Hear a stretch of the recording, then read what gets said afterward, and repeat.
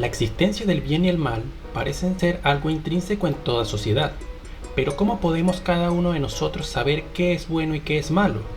Lo que yo concibo como bueno o malo es igual a como tú lo concibes. Mejor empecemos por el principio. ¿Qué es el bien y qué es el mal? La rama del conocimiento que estudia estos conceptos es la ética, que estudia la moral humana. Lo primero que descubrimos en la ética es que al ser los humanos seres sociales, no tenemos una moral independiente, sino que ésta está moldeada por el entorno en que nos desarrollamos. Entonces, ¿el bien y el mal devienen de una concepción social? En principio, podríamos aceptar esta tesis. Por ejemplo, toda persona normal considera que matar está mal. ¿Y a qué se debe esto? Pues a que simplemente permitir el asesinato en una sociedad puede conllevar a la autodestrucción de la misma, ya que sin personas no hay sociedad. Este es un caso muy claro, pero en la ética se presentan lo que se define como un dilema ético, que es una situación en la que una persona se enfrenta a dos o más opciones igualmente problemáticas, en las que cualquier elección que tome puede llevar a un resultado indeseado desde el punto de vista moral. Un ejemplo muy conocido es el dilema del tranvía. Imagina que estás al lado de una vía férrea y un tranvía sin control avanza muy rápido. Hay 5 personas atadas a la vía, y si no haces nada, el tranvía los atropellará. Sin embargo, puedes accionar una palanca que desviaría el tranvía a otra vía, donde solo hay una persona atada. El dilema es si debes intervenir y desviar el tranvía sacrificando a una persona o no hacer nada, causando la muerte de 5. Este ejemplo parece muy improbable que suceda en la vida real, pero hay ejemplos que sí son aplicables en la actualidad.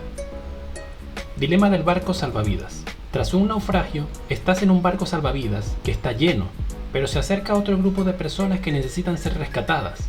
Si intentas rescatarlos, el barco se sobrecargará y todos se ahogan. Si no haces nada, esas personas morirán. Dilema de Haynes. La esposa de Haynes está muy enferma y necesita un medicamento muy caro para sobrevivir. Haynes no tiene el dinero para comprarlo, y el vendedor se niega a hacerle un descuento o un crédito. Desesperado, Haynes considera robar el medicamento para salvar a su esposa. En este video trataré de demostrar que aunque no sepamos lo que es correcto en estas situaciones, esto no quiere decir que nuestra moral sea relativa, sino que simplemente estamos limitados para descubrir qué es lo correcto, dando a entender que sí existe el bien absoluto. Para esto, profundizaré un poco más en ética y moral, y los conceptos de bien y mal. Quédate en este video, que esto se va a poner bastante interesante.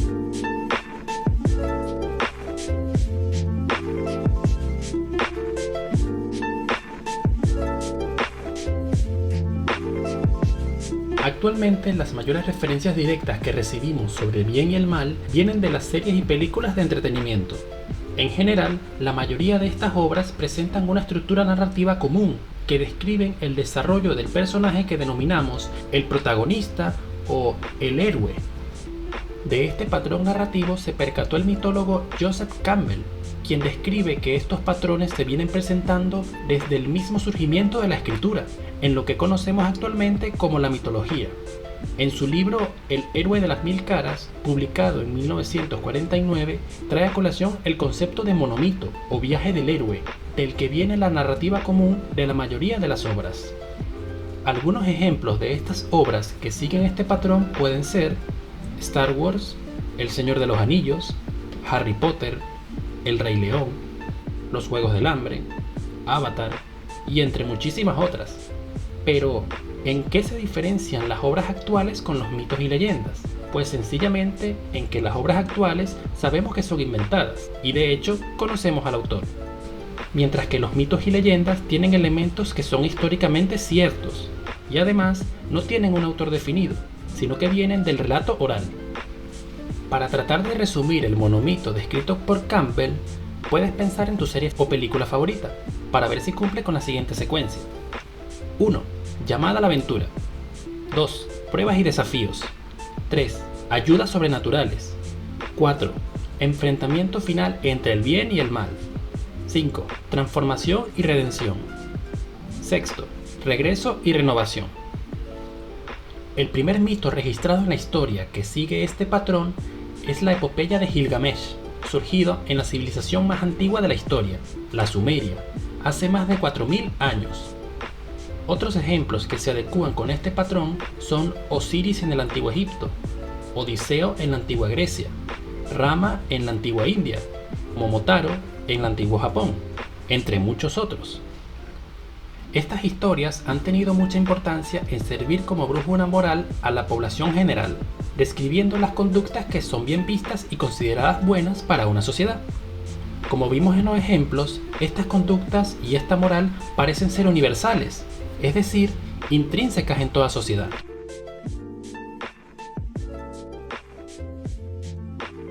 Con la referencia del héroe ya podemos hacer una definición de lo que puede ser el bien. Simplemente sería el deber ser, o sea, hacer lo que una sociedad espera que hagamos. Pero ¿cómo sabemos qué es lo que tenemos que hacer? Una pista la tenemos en los 3 videos previos que he publicado. Te dejo aquí una lista de reproducción con los mismos.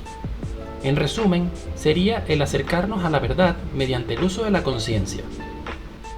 Otra manera más fácil de saber aquello que es bueno es definiendo antes aquello que no es bueno, o sea, aquello que es malo.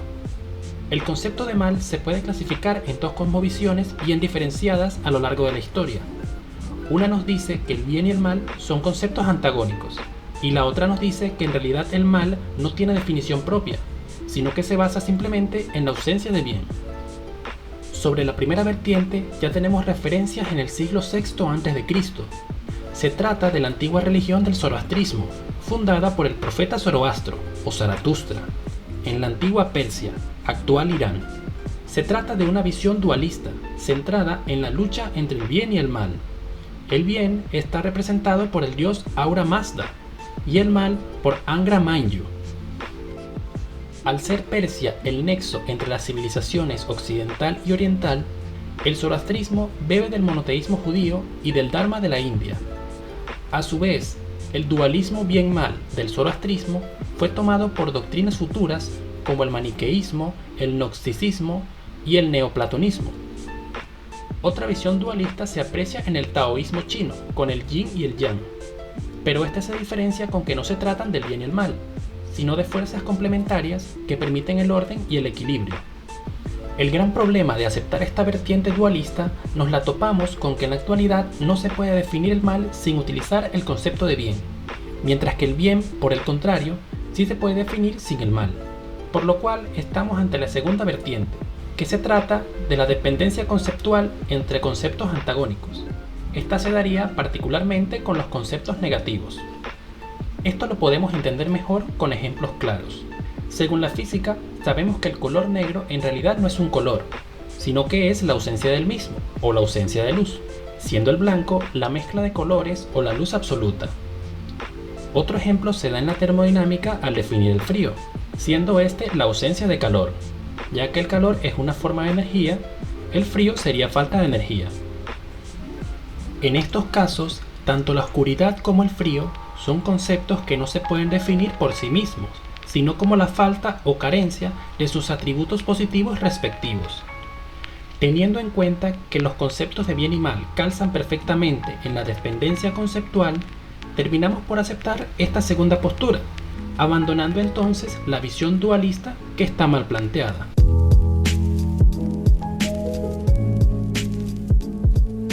Volvamos a la definición que teníamos sobre el bien. Habíamos dicho que el bien es el estado óptimo de las funciones naturales de un ente o un ser. En este caso, el mal sería la incapacidad de cumplir estas funciones. Este tipo de mal no solo se aplicaría al ser humano, sino a todo ser vivo, y de hecho, también a entidades no vivas, como las piedras, los astros o las constelaciones. Pero, ¿cuáles son las funciones naturales de cada ser? Para responder esto, primero hay que clasificar y jerarquizar a los seres. Para esto, podemos recurrir nuevamente a un personaje ya recurrente en este canal, Aristóteles. Él jerarquizó a los seres o entes en lo que se denomina como Scala Naturae. Además, a cada conjunto de la jerarquía, Aristóteles le definió sus funciones naturales. Nivel 1. Seres inanimados. Son los minerales. Su función natural es mantenerse en estado inerte. Nivel 2. Seres vivos. Serían las plantas. Su función es poder nutrirse y crecer. Nivel 3. Seres vivos animados. Es el reino animal.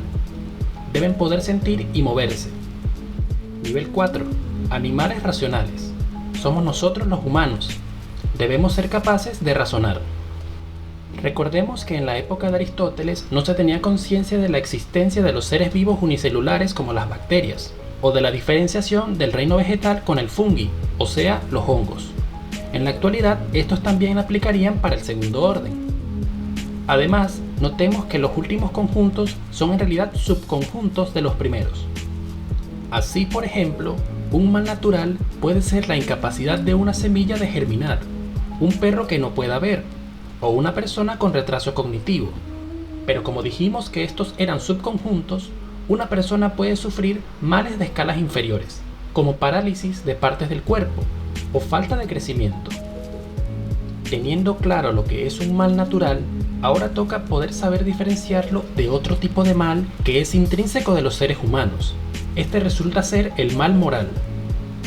¿Por qué el mal moral es intrínseco del ser humano? Pues porque hasta ahora nosotros somos los únicos seres que demostramos tener la capacidad de razonar y tener autoconciencia, lo que nos permite tener libre albedrío. Esto lo explico más a profundidad en el video que subí justo antes de este. Te lo voy a estar dejando aquí para que lo chequees. El mal moral surgiría cuando utilizamos conscientemente nuestro libre albedrío para elegir no utilizar nuestro raciocinio, que es lo que utilizamos para comprender la realidad que nos rodea, como bien expliqué en este video que te dejo aquí. Al escoger el mal moral, estamos cayendo en el escalón inferior de la escala natural. Estaríamos pareciéndonos cada vez más a los demás animales.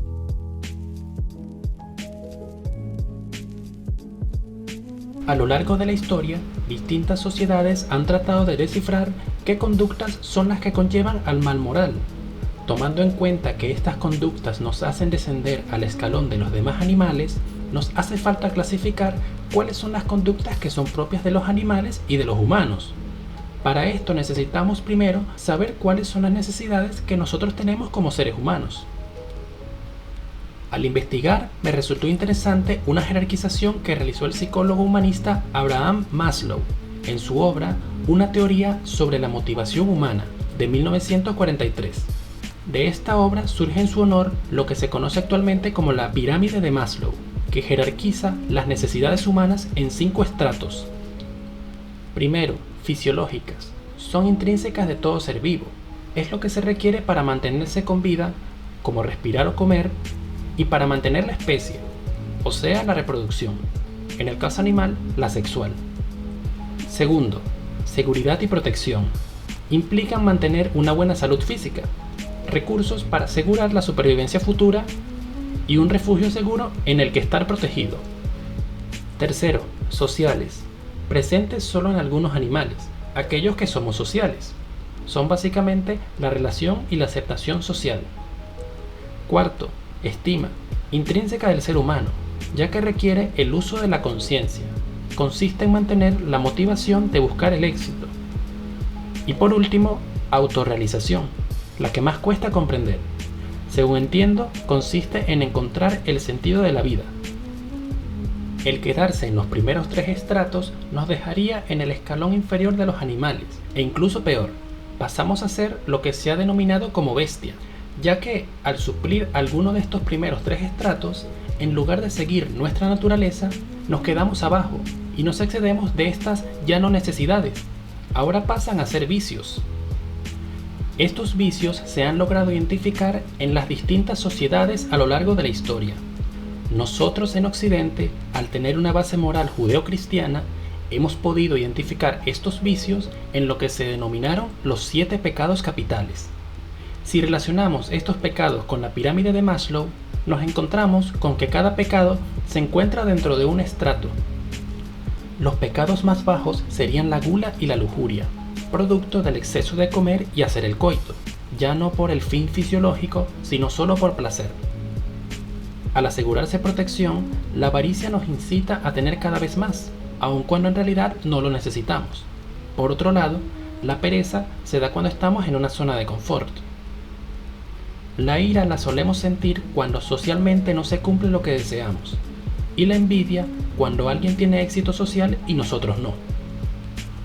Nos queda solo el orgullo, Este parece mejor ubicado en el cuarto estrato. Esto resulta muy particular, ya que no nos haría descender de escalón, pero aún así sabemos que es malo. Dentro del cristianismo se nos dice que este fue el primero de los pecados, del cual surgen los demás. Pensémoslo así: al sobreestimarnos, cuando nos enfrentamos a la realidad, nos damos cuenta de que no somos perfectos. Esto podemos aceptarlo o podemos negarlo y caer en los otros 6 pecados.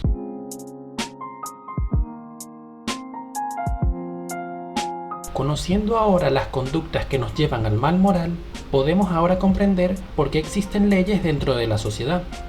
Ya que sabemos que el mal natural es inevitable, dentro de la sociedad se pueden desarrollar mecanismos para evitar, en la medida de lo posible, el mal moral. Cabe aquí señalar la diferencia entre la ley natural y la ley positiva. La ley natural es universal en toda la humanidad. Esta lo que nos dice es aquellas conductas que están prohibidas, o al menos deberían estarlo en toda sociedad sana. Por otro lado, la ley positiva son las instituciones creadas por los humanos para evitar estas conductas prohibidas, que pasarán a llamarse delitos. Los delitos conllevarán a una pena o castigo, que son privaciones impuestas por la institución con el propósito de que los sujetos no tengan incentivos de cometerlos.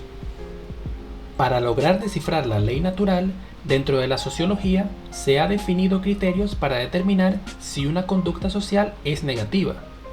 El criterio que considero mejor es el de las consecuencias sociales, que nos dice que la conducta social negativa es aquella que al generalizarse termina por autodestruir una sociedad.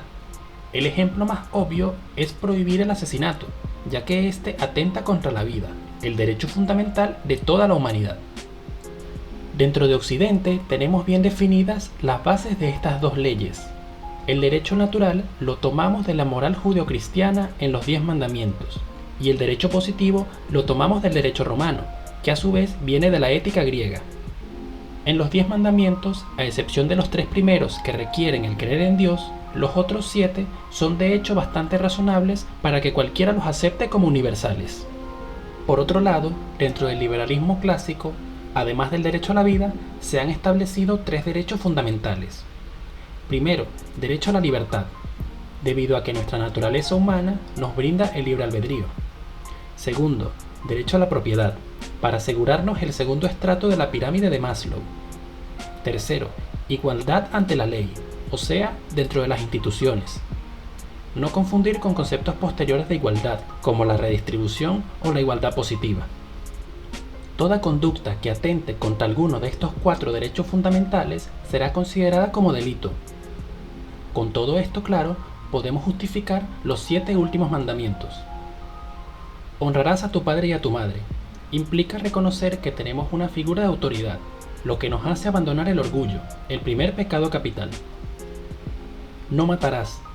Respetar el primer derecho fundamental, la vida. No cometerás actos impuros, que nos hacen descender al escalón de las bestias.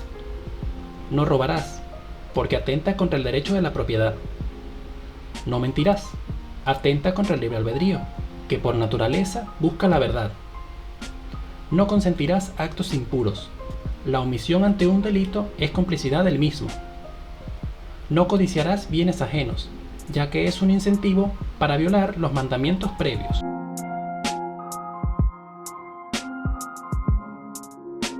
Con todo lo hablado en este video, ya podemos tener más o menos definidos qué es el bien y qué es el mal. Cabe destacar que la ley positiva, al ser creada por seres humanos, que somos falibles por naturaleza, puede desviarse de la ley natural e incluso oponerse a la misma. De aquí surgen muchos de los conflictos a lo largo de la historia, entre los partidarios de defender la institucionalidad y los defensores del derecho natural. Esto plantea un debate muy complejo del que pienso hablar más adelante en videos futuros. Pero por ahora podemos quedarnos con esto. La ley positiva está subyugada a la ley natural. A pesar de esto, como sociedad, solo podemos imponer la ley positiva mediante las instituciones. Nosotros debemos evitar romper con las instituciones para no caer en la anarquía, que es propia de las bestias. Por último, te dejo esta reflexión. Como seres humanos, somos conscientes de que existen buenas y malas acciones. También somos conscientes de que nuestra sociedad está plagada de injusticias, por lo que es natural y bueno intentar mejorar la misma. Pero antes de proponer medidas para solucionar este problema, tenemos que sincerarnos con nosotros mismos. Absolutamente todos hemos cometido algún acto incorrecto al menos una vez en nuestras vidas. Por más pequeño que sea, esto nos quita la autoridad moral como para imponer nuestras ideas sobre las de los demás. Por lo cual, antes de proponer soluciones, empecemos por practicar nuestras virtudes y mejorar como personas.